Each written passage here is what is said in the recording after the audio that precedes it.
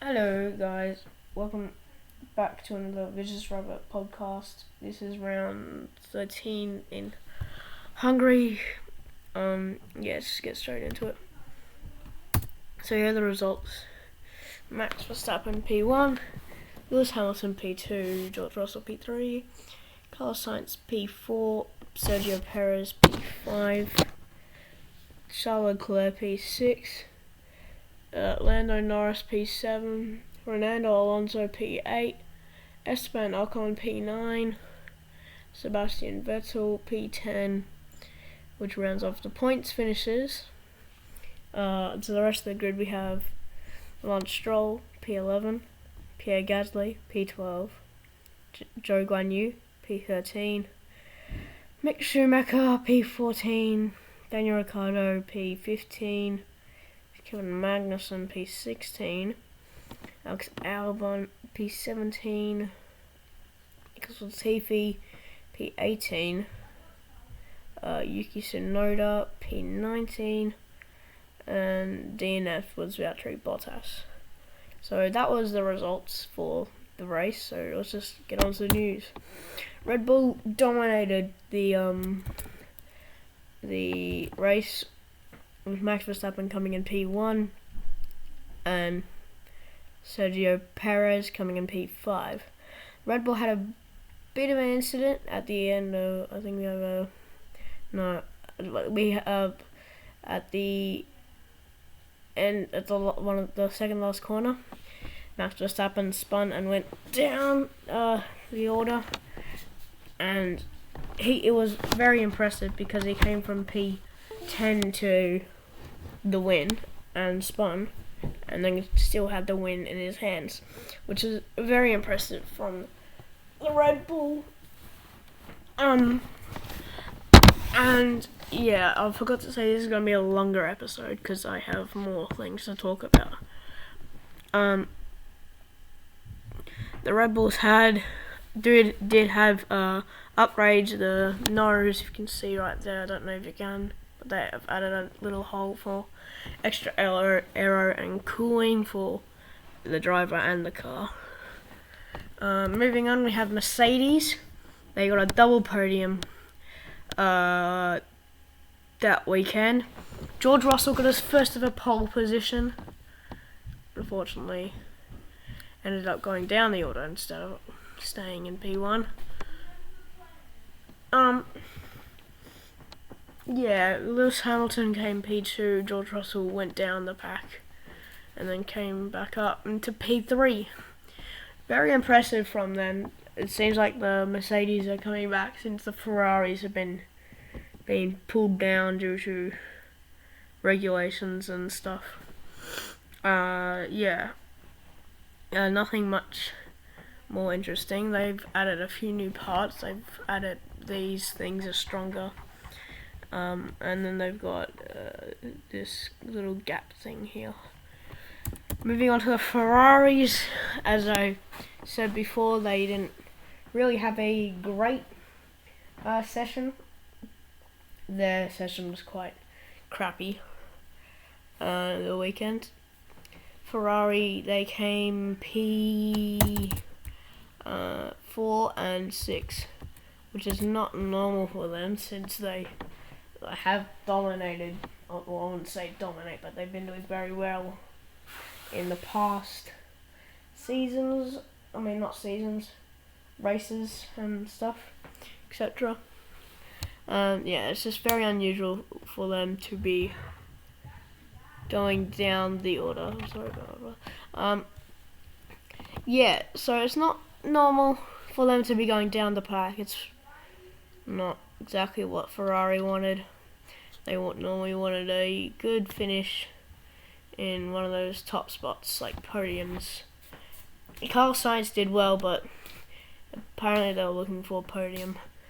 I don't think Ferrari brought any upgrades. No, I don't think. No. So, yeah. Nothing much. Anyway. Haas, they had a very bad weekend. Not normal from them this year. Oh, looks like a drawing. It's not normal to see them down the pack in P16 and 15, I think. I don't know, 17, 15, I don't know. But yeah, it's not normal of them to be down that order. They should be up since, because they also brought helping upgrades to the season/session or weekend. Yeah, they've also brought a few aerodynamic front wings a bit higher, as you can see on the photo behind. The rear wing, I don't know if you can exactly see it, but it's a bit more curved in now, and the DRS activator is more responsive. Yeah, very sad news. Sebastian Vettel announced his retirement over the weekend. I think we have a video of it. So yeah, it's very sad to see him go. I mean, he's had such an amazing career. He started in 2026 and ended in 2022. So very sad to see him leave. But he said, like in the video, he wants to move on with his family and stuff. And yeah, we've all got to respect that. Like, he's had an incredible career. He's had 4 world championships, many wins. He's been with, I think, 5 or 6. Yeah, I'm just counting. Actually, it might be 4 or 5. I don't know. Doesn't matter. But yeah, we're all going to miss him, and he was a big part of the sport. So yeah, let's move on. So to his team, Aston Martin, they also announced that Fernando Alonso will be joining them in 2023, which will be very good for the team since they'll have another world champion on their team, because that's normally what they actually wanted. They wanted world champions on their team, but they didn't have it back in the day. They just want experienced drivers who can teach Lance, which I wouldn't say teach, I'd say help. But I think it's sort of unfair, like hiring or signing drivers to a team just to help the owner's son. Because people, you don't really do that. It's not a good thing to be doing. You know, hiring someone and then like signing them and then making them pretty much help the owner's team, the team owner's son, who's also in the team. I just think it's sort of unfair that they've done that, but that's their decision, not mine. Yeah, apart from that, I think it's going to be very interesting to see what Alonso can do that season, next season, and on, if that happens. Moving on to Alpine, they had a very interesting weekend, I would say, for sure. They did a fake announcement that Piastri would be joining them for 2023, but Piastri said that he had not signed with the team, which is very interesting because that's not normally what you should be doing in F1 and stuff. But anyway, yeah, it's very confusing what they've done. Like, there's a few drivers they're considering now: Oscar Piastri, Daniel Ricciardo. That's interesting if he doesn't retire or whatever. But yeah, it's very confusing, and they're doing this because Alonso left to go to another team, which was Aston Martin. So yeah, it's going to be very interesting next few weeks to see whether or not, or who goes into the new team of Alpine. Well, not the new team, sorry. Who's going to fill in the second driver spot for the team. I think no matter what, Esteban Ocon will become the lead driver. That's how it is at the moment. Like, not like at the moment, like race-wise, like for next season, he would be the lead driver. But yeah, it's going to be very interesting to see what happens in the next couple of weeks. So we have mid-season moves because it's mid-season now. We're on summer break, but we're coming into the race weekend next week. And we should just. I'm gonna tell you guys the mid-season moves. So in Red Bull, Max Verstappen and Sergio Perez have already signed their contract. I think it was like last year or something. Anyway, Mercedes have Lewis Hamilton, George Russell signed. Ferrari have Charles Leclerc and Carlos Sainz signed. McLaren only has Lando Norris signed.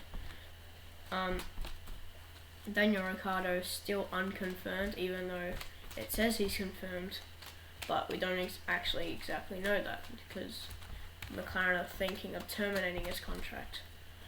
So yeah, he's been unconfirmed at the moment. Alpine, as we're just talking about, Ocon, he is a part of the team for next season at this rate, and then with Alonso moving to Aston, we do not know who will be in that seat.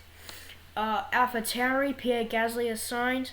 Yuki Tsunoda is surprisingly unconfirmed, which is interesting because he's actually, well, yeah, I wouldn't say doing well, but he's doing okay. Yeah, so, Aston Martin, Lance Stroll's confirmed, and as we're talking about, Fernando Alonso has been signed for Aston Martin in 2023. Moving on, we have Alfa Romeo, Valtteri Bottas. He's a part of the team for next season. Zhou Guanyu has not been confirmed. Sorry, something happened. And moving on, Haas, Kevin Magnussen is part of the team. Mick Schumacher is unconfirmed at the moment, which is interesting because they were talking about him staying on the team, and they were saying we'll probably make an announcement mid-season, but they haven't yet. So yeah, maybe it's like tomorrow or something. I don't know. And last but not least, we have Williams. Alex Albon has been signed for 2023, and his teammate Nicholas Latifi is unconfirmed because Alpine are also thinking of moving him. Speaking of Nicholas Latifi, he had an excellent FP2 or 3. He got P1, which is interesting, and Alex Albon got P2 or P3. It's very, very good looking for the team, but that was in the wets, not the dries. So yeah. Anyway, lastly, we have the special special part of this podcast, the track. We have Hungary, 14 turns, 1 DRS zone. Max Verstappen spun going out of turn 13. Overall, it's quite an interesting track, to be honest. It sort of looks like, I don't know. Leave it, guys, in the comments what you think the Hungary track looks like. I think, from what I look at, you guys will probably make some interesting comments about what it would look like. So yeah, that is it for the Vicious Rabbit podcast, round 13 in Hungary. I hope you enjoyed. Tomorrow I will hopefully be posting a video on F1. I do have the new F1 game. I just haven't figured out how to record.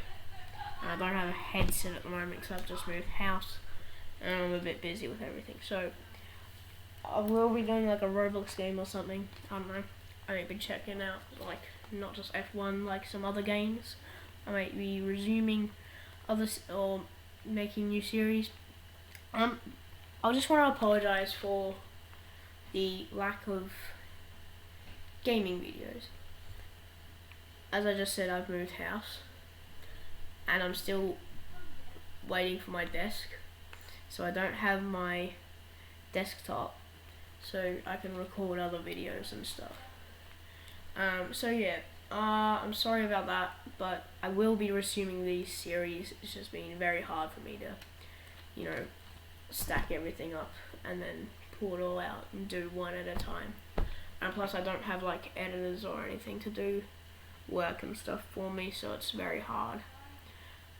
If you guys want to help, I mean, it'll be very appreciated from me.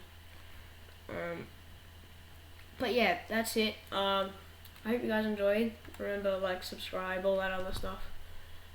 Notifications. Comment what do you want to see next. I mean, obviously we'll be doing round 14 in Spa, Francorchamps, which is the next race, and then the Dutch Grand Prix, which is one of my favourites. Apart from Melbourne, obviously, because that's my home. Anyway, I hope you enjoyed, and like, subscribe, all that stuff, and I'll see you guys in the next one. Goodbye.